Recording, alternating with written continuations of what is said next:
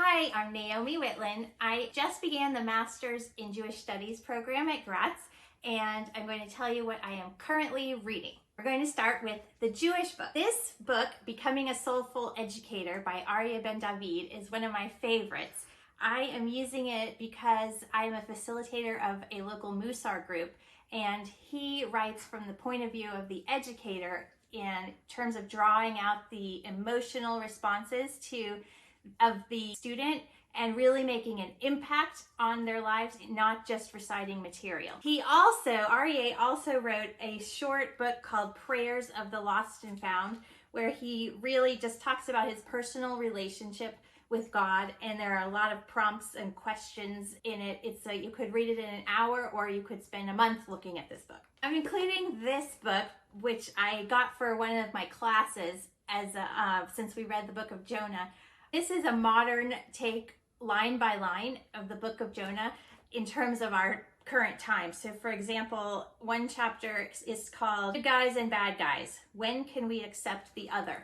So this is by Stephen Bob, who is a rabbi, and he takes the text and applies it to current day times. So it's very interesting. Also a quick read. Bible Babble was recommended by my professor, Dr. Davis, as an excellent background into how the canon got assembled and translated various times and various texts, and how it got put together.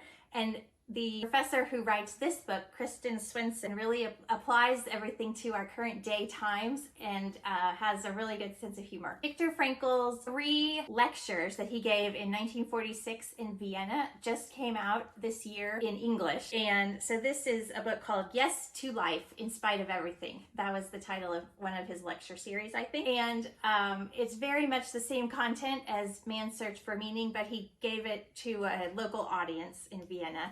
And you can imagine it's very meaningful as well. Finally, I want to recommend Judaism for the World by Rabbi Arthur Green. He is writing more of a poetic, personal account of his sense of Judaism now, where we're headed in the future, and it is fascinating. I'm loving it. I also have a few non-Jewish books that I'm reading.